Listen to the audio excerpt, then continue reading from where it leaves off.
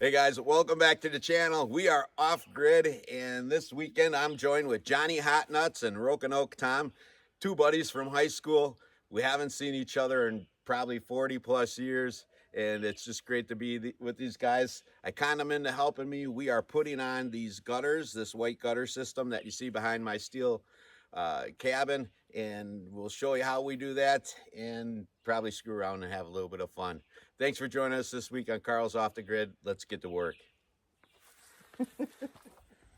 Hey guys, before the video gets going, I'd like to thank John and Tom for flying into state and helping me out with this project. I knew these guys my whole life. We played sports when we were all high school age, and even took regionals together a couple times in different sports that we played. And they're not just friends. These guys are truly my brothers.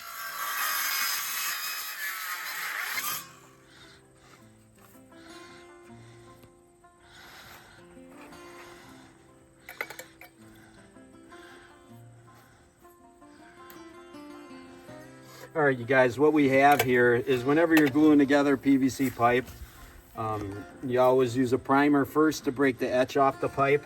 And so what I did is I just ran this primer through the inside here. I'm not going to be real finicky because this obviously isn't going to be regular plumbing. It's never going to be pressurized or anything like that. And then once you have the etch taken off the pipe, you always want to follow up with your PVC cement. And we'll put a little cement on here. I usually do both the male and female end, and then push it home, and then remember, oops, sorry. My bad, that was my back. Ready? Go. And then after you get your joint pushed together, always wait a minute or two, because what'll happen, especially with the larger size PVC pipe, is the joint will want to push apart.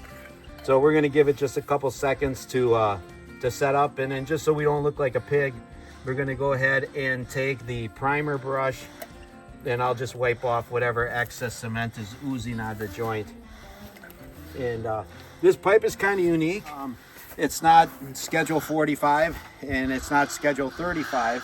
It's something that I picked up from a big box store, and I would say it's probably closest to, what do you say, like maybe a schedule 25 or schedule 30. Yeah.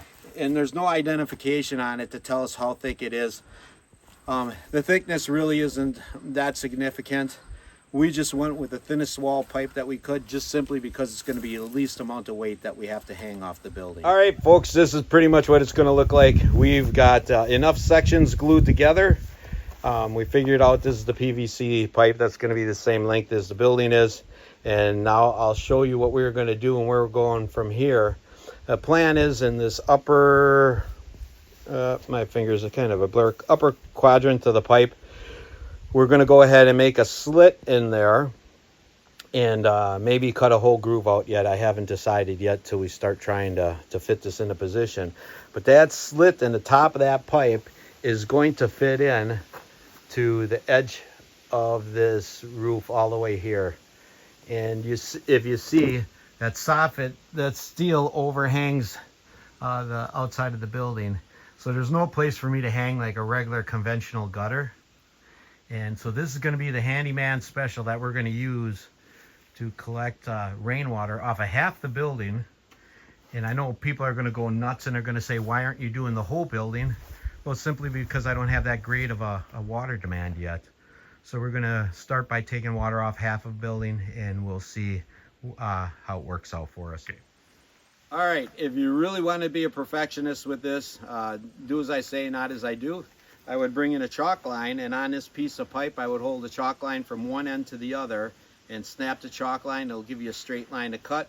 But in our dealings with this, John and his infinite wisdom gave me some real good information, and he said, let's just go ahead and glue it so that the lines with the ink on it are all matched up, then we don't have to snap it with a snap line.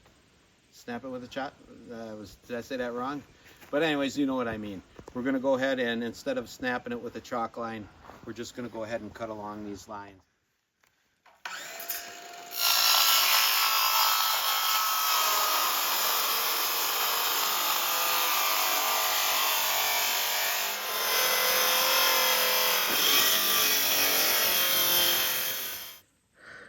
when you slice your pipe with a saw, or if you use a grinder or whatever, don't be surprised when you see it spiral all the way down to the end. The reason why it spirals is because you just split the pipe in half and there's a ton of flex in it right now. So trust me, just roll with it, and when you go to hang it up on the building, everything will straighten out. On this building, I don't want to have anything that rusts, and so I opted to use plastic band strapping.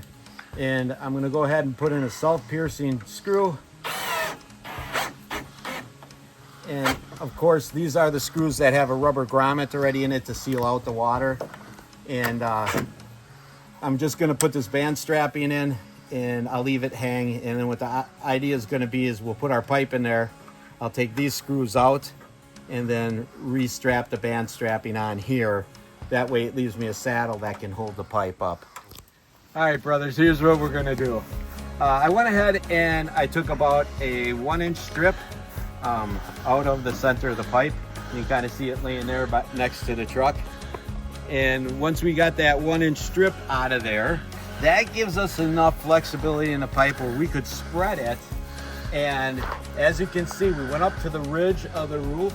We're going to spread those open, and we're going to hang that pipe on just like a conventional gutter. All right, guys, we're almost to the end here. We went ahead and hung this pipe up, put in some straps. We'll show you that in a minute.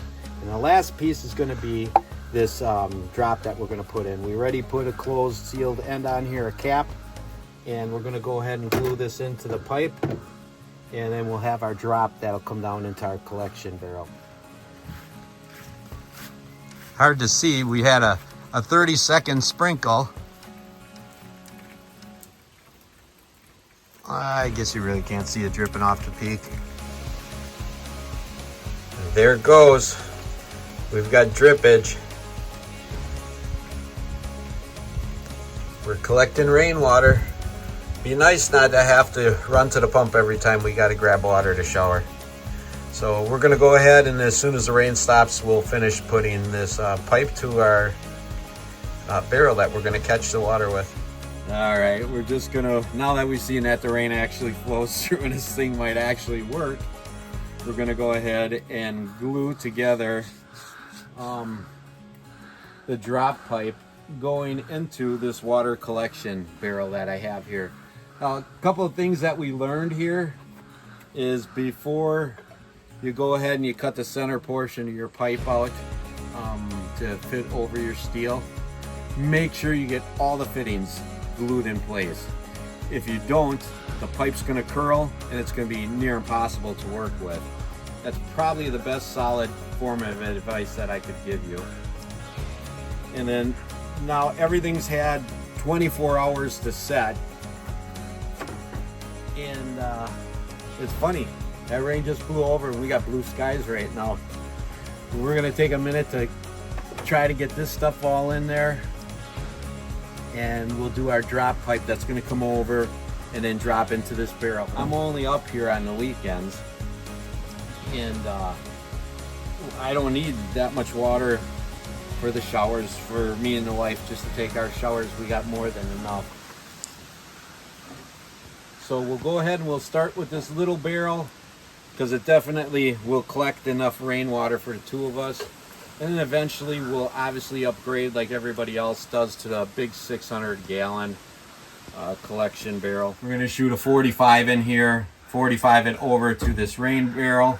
You can kind of see on the top of the barrel we got a screen on it to filter off anything big. Like in the fall, we're going to get leaves coming through the system, so we're going to use that to filter it off. And a little trick that we're going to do is the wife is going to get some nylon, for lack of better words, it's almost like a stocking that we can Velcro or use a zip strip on to filter out the impurities before they go into here. This barrel does have an overflow already installed on the top of it. That's the same size as like your garden hose. And so if I do want to put, I have a second barrel like this set up around the corner. If I want to put 2 in series, I can put 2 in series. But realistically, like I said earlier, for us just coming up, you know, on the weekends or whatever, we're going to be just fine. We'll have more than enough. So we go ahead and clean it with our primer, twist it a little bit after we put our glue in. and then yeah, this is basically it. All right, you guys, you can get creative with your own systems, have fun with it. Mine, I'm just going to leave it kind of simple. Eventually, I'll probably throw some band strap or something on here to stop this from wiggling around. But as of right now, I'm really not that worried about it. So do what you will with your own systems. I just wanted to let you see what I'm doing on mine. This is how we're going to collect our water, and we are due for a little bit more rain. And so what I'll do is, it's going to be a review for a lot of you, but once we start filling up this barrel, I'll take you through the shower house again and show you how the system works. One little plumber's trick that we're going to show you when I go ahead and I put this pipe in is cut the bottom of your pipe at a 45, and I left a little flat spot in here. And what that's going to do is it's going to keep all the water from splashing all over the place. The last thing I'd want to do would be to get my porch all wet and then take the chance of having that water get inside the cabin. So what we're going to do is we put that 45 on it. We'll glue it in, and it can sit right down tight right on the screen, and you won't get any splash. Now, something that I wanted to show you, and maybe John, if you don't mind handing me the camera. Give me 1 second here. I'm going to wipe this excess glue off. I'll show you the screen that I have on here, and I have an overflow port on this thing, as well as the exit that's actually going to hook up to the shower itself. So, John, if you want to hand me the camera, I'll show the viewers that. All right, there's the 45 dropping right down onto the screen. That will somewhat filter off the particles that we have. This collection barrel already came with an overflow, and I'll run that hose to a second barrel if we ever get to the point where we need more water collected for the rain. And then down here on the bottom is going to be my outlet where my hose is going to attach that actually runs to the shower. So here's our rain collection barrel, and it was raining. We do have a little bit of water in the system. I've got just a 12 volt pump that's down here, along with a Golden Mate 12 volt battery. And then I just use a garden hose to connect up to the plumbing that I installed right here. And let's go inside the shower house, and I'll show you what we've got there.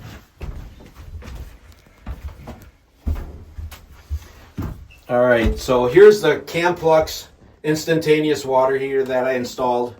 Eventually I'll have gas hooked up in here, but for right now, for temporary purposes, I have an LP tank just on the bottom so that I can show you what we're using. And then this is our shower head from Camplux. As soon as you press this button, this is like an on and off switch for the shower. You press it, and the whole system kicks on automatically. We got our water from our barrel, and it's instantly hot. The water heater already fired up, and I can clean all my dirt up here with this, and we're ready for showers. It's great, ready to go. And as soon as I hit the button again to shut it off, the system shuts off, and showers are just that easy now. So it's the best system that I've found for off-grid purposes. Took very little to do this whole install, and it's going to operate very efficiently for years to come. All right, so last night we did have a little bit of rain, and it did fill up that rain catchment barrel that we have in there. And what'd you guys say? Showers give you your stamp of approval? Stamp of approval. Hot shower, baby. Hot shower. All right. You know, if Johnny Hot Nuts and Roanoke Tom approve it, it's got to be good.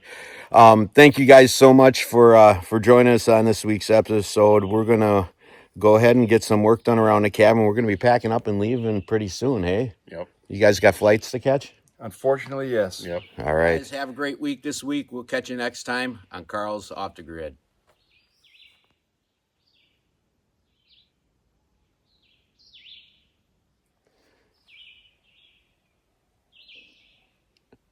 Was that your stomach? All right, guys. So last night we took our showers for the first time. We did get enough rain for a little bit of water in the barrel. Roanoke Tom, what do you think? How were the showers? Showers were nice and warm. Johnny Hot Nuts? Water was hot. All right. It sounds like you can hear the bear hounds in the background, hey? Yeah. All right, guys. Last night we did have enough rain to take showers and stamp of approval, Roanoke Tom. Johnny Hot Nuts. He got him on the screen again. Oh, shit. So last night we went ahead and took showers for the first time, not together, but all separately. And, hey guys, welcome back to Carl's Off the Grid. This week we're with Johnny Hot Nuts and Roken.